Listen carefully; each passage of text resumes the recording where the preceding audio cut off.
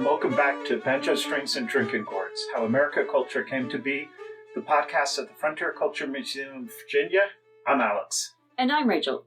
Today's topic is about one of the most frequently asked questions since the establishment of secure trade routes to the American colonies: coffee or tea? We have this image of any Englishman or colonist in the 18th century sparring politely over politics with a cup of tea. Today, the stereotype is tea for the English, coffee for the Americans.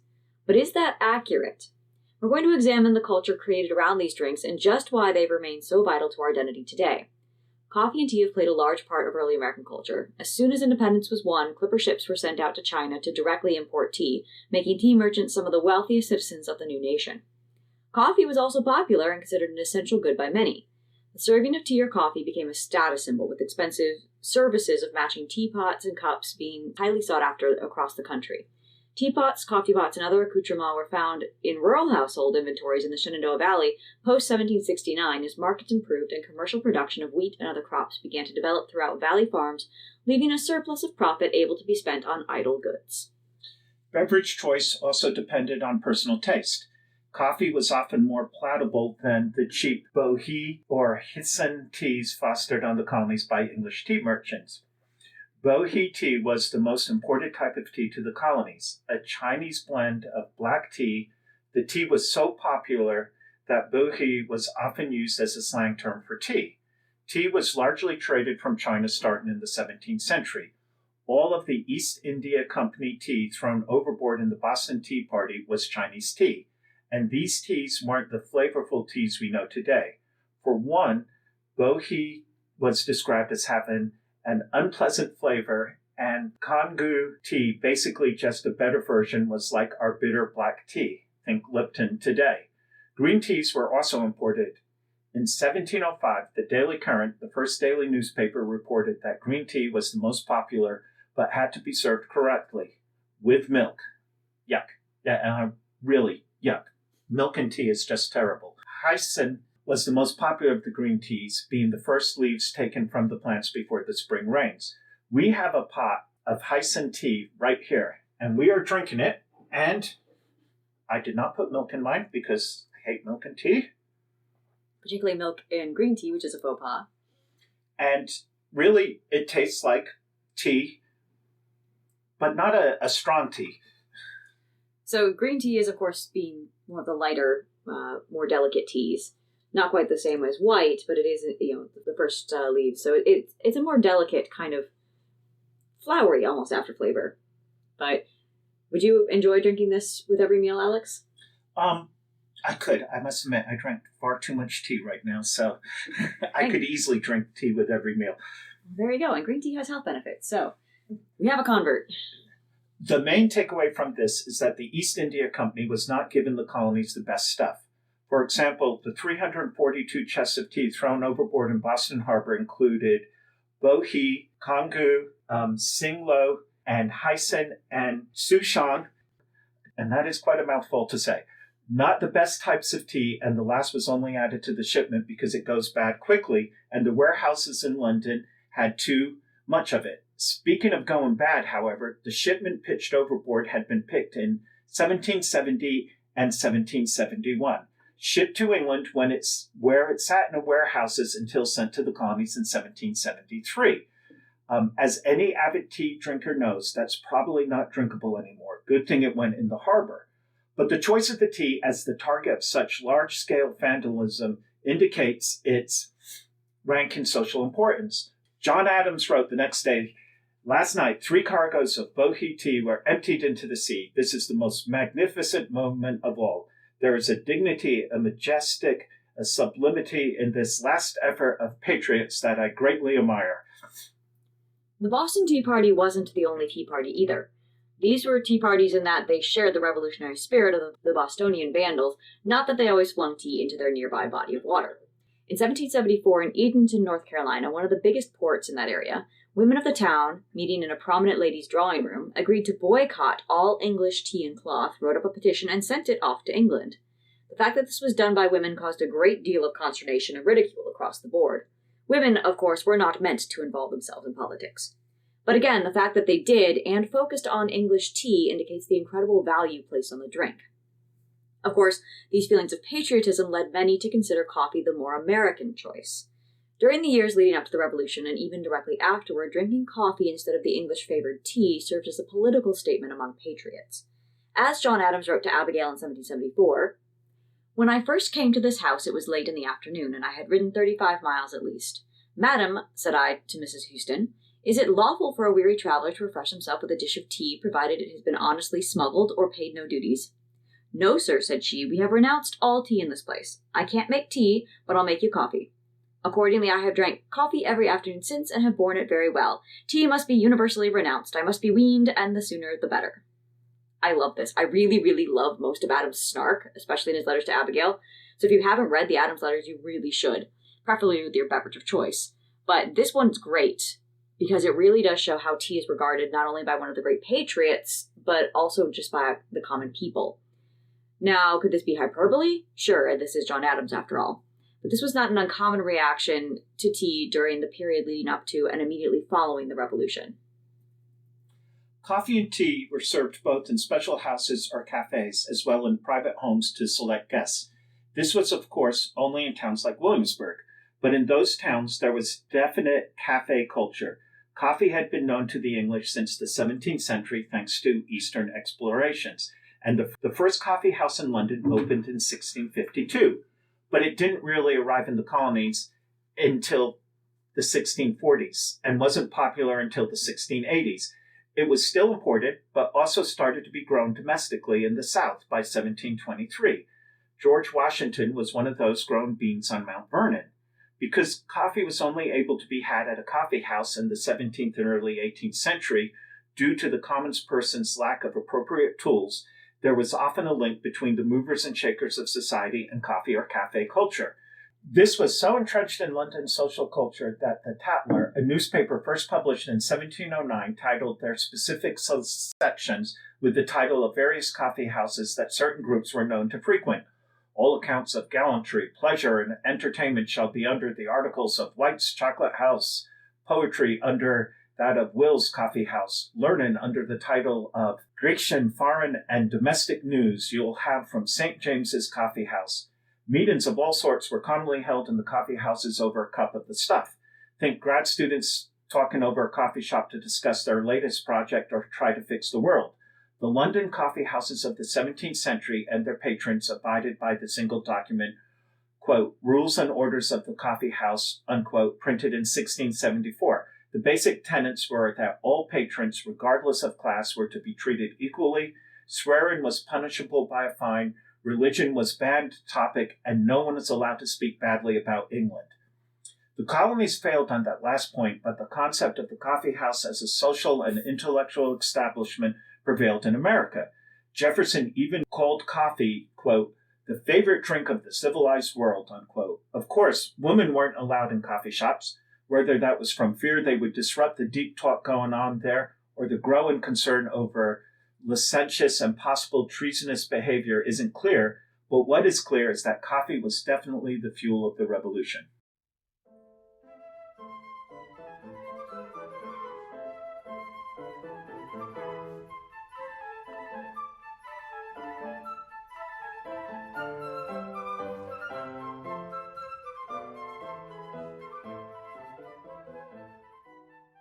But what about the frontier? Did those outside the cities also have access to the accoutrement needed for coffee and tea? Dry goods merchants, particularly those in Winchester, often acted as middlemen for the distribution of goods into the rural areas of the valley, occasionally in exchange for facilitating the export of flour and tobacco to larger coastal areas such as Baltimore or even Philadelphia. The imported goods included not only domestic goods, but also those from Europe and the West Indies, both before and after the Revolution. Given the range of economic status to be found within any one location in Virginia, storekeepers often required a range of goods from the most common and cheap to the more elite items purchased more rarely. Coffee and tea were among them, catering to individual choice in beverage. Storekeepers were often on the lookout for, as William Edis said in 1771, quote, the real and imaginary necessities, unquote, to introduce to the backcountry in order to keep ahead of their competition. The success of the rural and town economies of the valley by the late 18th century encouraged Tidewater elite to acquire land as well, bringing a social hierarchy superseding that developed by the tradition of goods on credit. These Tidewater families brought new fashions with them, and valley farmers began to aspire to appear similar in behavior.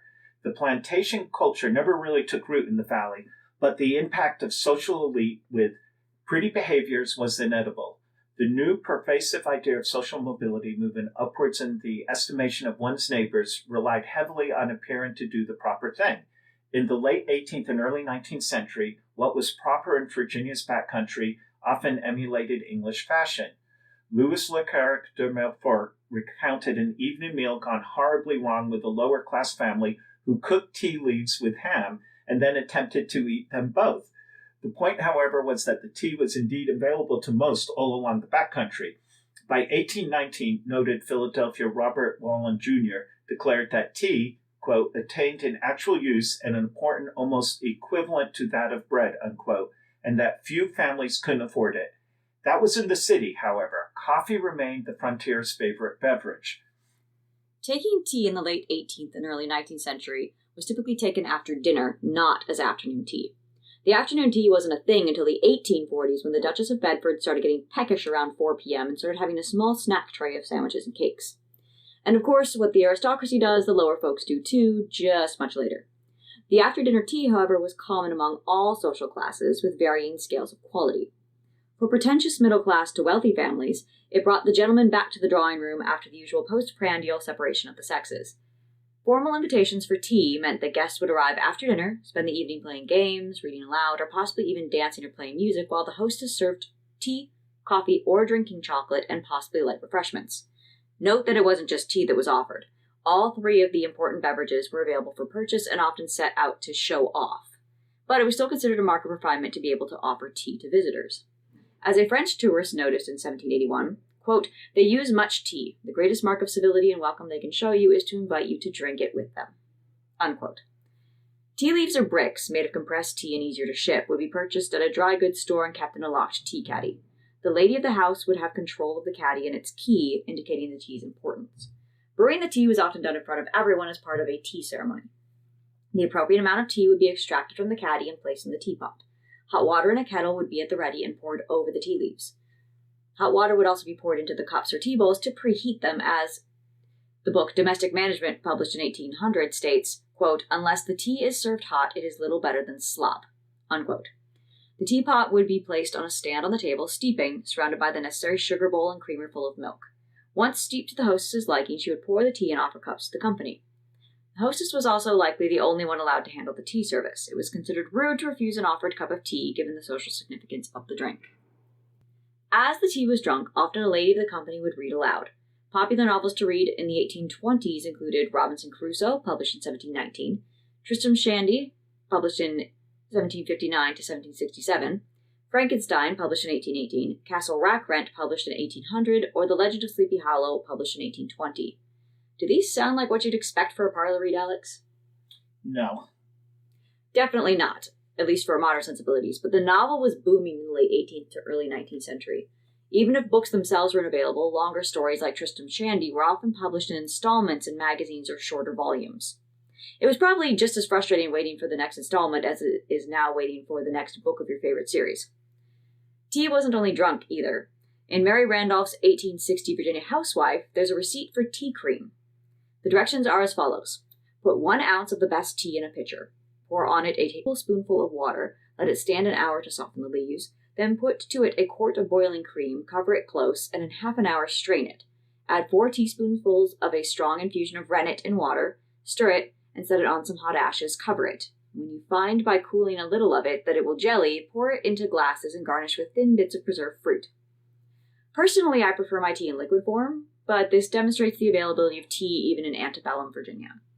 Have you ever tried to make it? That actually sounds 100% horrific, in my opinion. Yes, that's what I was thinking. Like I said, I like my tea liquid. I don't want jellied cream and tea. It sounds horrible. Particularly if you are using, say, a green tea like the Hisson, you're mixing your green tea with cream and curdling it with the rennet, which is the same material we use from a calf's stomach to solidify our cheese curds. That doesn't sound pleasant. No. Another good reason to be living in the 21st century.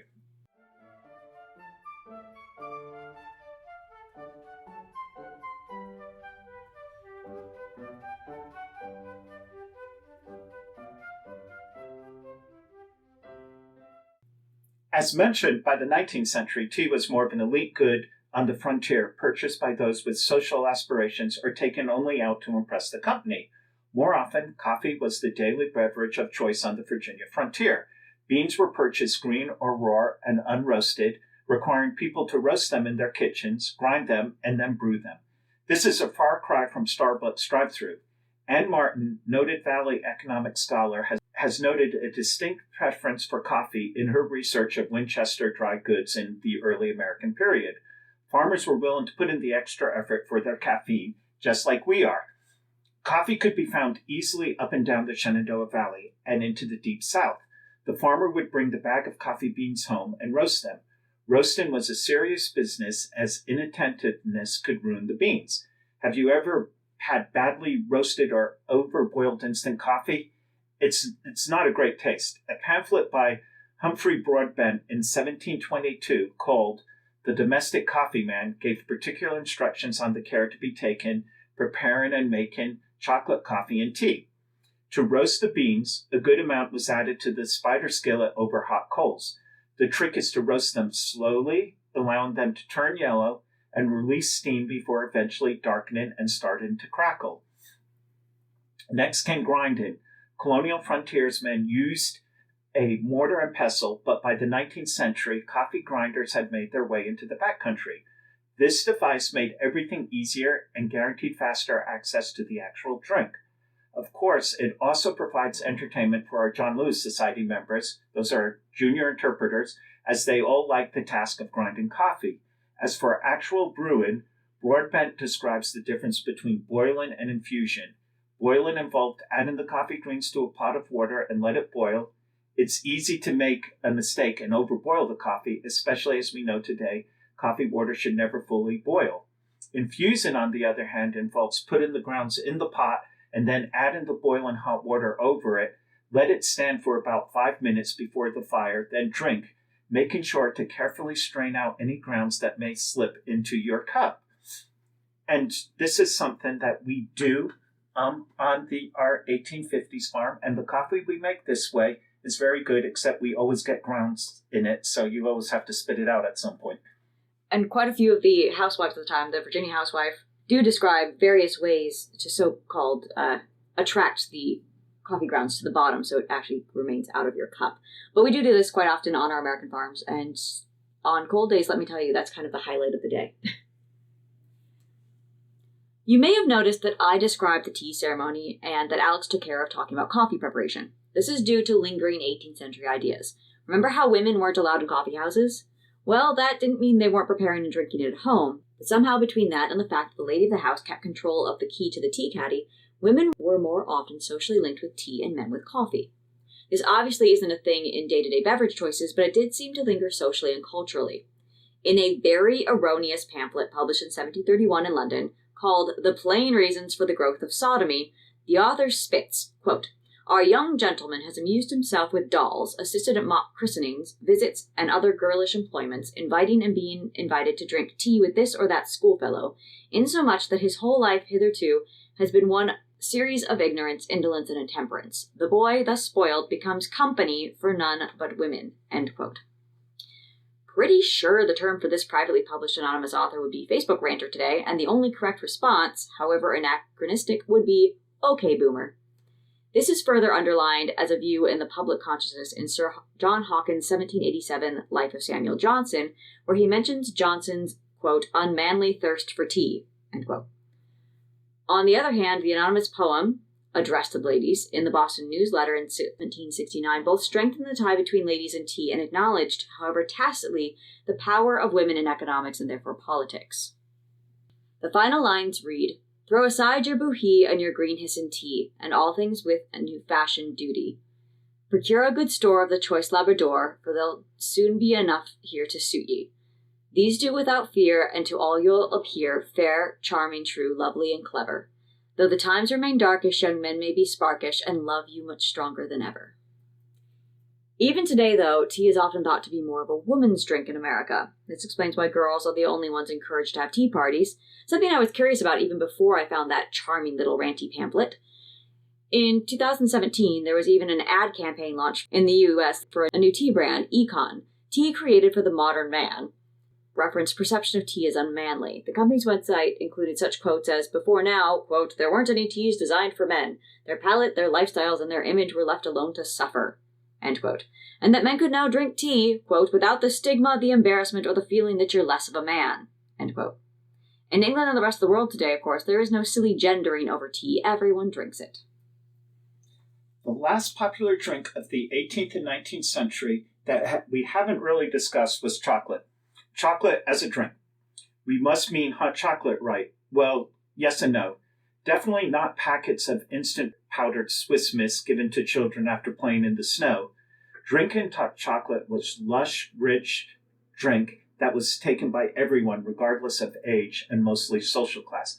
Obviously, initially as an import, it was expensive and required specialized equipment, but it quickly became cheaper than tea. In 1705, tea was 10 shillings per pound, roughly half a pound sterling or nearly $140 today, while chocolate was 3 shillings a pound, or roughly 1/6 of a pound sterling or around $44 today. This made chocolate a favorite early on, although given its imported nature from largely Spanish-held regions, wars and geopolitical tensions caused price fluctuations throughout the 17th and early 18th centuries. By the mid-18th century, drinking chocolate was able to be acquired at most coffee houses or even a simple chocolate house. Still, however, many of these chocolate houses stand in as social places just as their other counterparts, often charged an entry fee just to get in and sniff on top of the cost of the drink itself. This was because English changed the ancient Mesoamerican recipe to include sugar. Both the cacao bean and the sugar were often expensive, to say nothing of the training involved in actually processing the beans into a tasty drink. It's really no surprise that one of the first mentions of chocolate in London comes from Samuel Pepys. His reference, of course, is a tonic to the excessive drinking he had done the night before in 1661 during the coronation of Charles II. So if England had been taken over by the chocolate craze, although as a treat, usually in the morning due to the expense, it is any wonder that the colonies followed afterwards. In fact, the distance from cacao grown regions was shorter to the colonies, so the colonies could actually acquire the beans more cheaply. According to Colonial Williamsburg, by the 1770s, the colonies had more commercial chocolate makers than England. The price in the colonies remained out of touch for day laborers, but the merchant and higher classes were able to acquire it easily. It was also considered medicinal as well as an aphrodisiac, so it was often prohibited to children and women. The children listened, the women didn't. Chocolate was considered such a necessity that soldiers on both sides were either issued it as part of a special rations or bemoaned the lack of it. Unsurprisingly, the British received it more than their counterparts. There was even a note of making sure chocolate and sugar were issued to the wounded, reinforcing the belief that chocolate was medicinal. Jefferson even wrote to Adams in 1785 that, quote, the superiority of chocolate both for health and nourishment will soon give it the preference over tea and coffee in America, which it has in Spain, unquote. He was wrong, but the quote definitely shows how significant chocolate was as a drink in the periods before and immediately after the Revolution. So were the early colonists on the frontier drinking chocolate? Probably not. Again, it was not as simple as adding water to powder and already sugared chocolate. Martha Washington did create a lighter form of chocolate by simply steeping the shells of the cacao beans in water and not grinding them. But why would you carry a luxury good like cacao beans out to establish a homestead when that space could be taken by something more critical, like nails or beans for planting? When the Great Wagon Road was established and towns formed allowing dry goods stores to establish themselves and maintain the flow of outside goods, then people on the frontier picked up on drinking chocolate. But again, it wasn't the easiest drink to make, and farmers are busy people, so just by dint of daily living, it was almost more of a treat than tea and coffee. It wasn't prohibitively expensive, just too time-consuming for a daily drink. Remember Winchester shopkeeper William Edis, quote, from 1771, that he was always looking for, quote, the real and imaginary necessities, unquote. There was definitely chocolate on the frontier. Have you ever tasted historic chocolate? I have. The Boston Chocolate House from the colonial period is still in existence, and it is fascinating to watch them roll it out on these large stones, grind it up, then actually pour it into this really luxurious, thick small little drinking cup that it's an amazingly smooth experience, and you just want to keep drinking more and more of it, but it is extraordinarily rich. Is it bitter? It's not, because again, the colonial recipe adds sugar into it. The English didn't like how bitter actual, essentially, cacao is. So, we have this trend today of higher the cacao, the more expensive the chocolate is, the more we consider it good. So the 75%, the 85% cacao for dark chocolate, it's very bitter. It does not taste like chocolate. It's not your Hershey's. It's definitely, to a modern Anglo-American palate, you want that little bit of sugar in there. You want that little bit of cream in there to make it a much more smooth experience. All I know is I had historic chocolate at Colonial in Williamsburg, and I did not like it. It did not have it. It wasn't a pleasant drink, and I love chocolate more than anyone else I know. But I was surprised by that. But you are used to, of course, the Hershey's and the Cadbury's, which is much less of the actual chocolate, much more fillers, much more sweetener. So again, the modern palate isn't prepared for the abrupt bitterness of actually not just chocolate, but quite a lot of foodstuffs from the past. Yes, that is true. So we hope you enjoyed Banter Strings and Drinking Gourds. We bring you historical episodes twice a month. If you enjoyed this podcast, be sure to subscribe wherever you get your podcasts. And if you're in the area, be sure to check out the Frontier Culture Museum. April is chock full of events like Wool Week, where interpreters hand shear sheep and demonstrate fiber arts. We're also having our first ever Fiber Fest this year, which will be a day of vendors and demonstrations involving all things fiber. So come on down and see us. Thank you. Yes, thank you.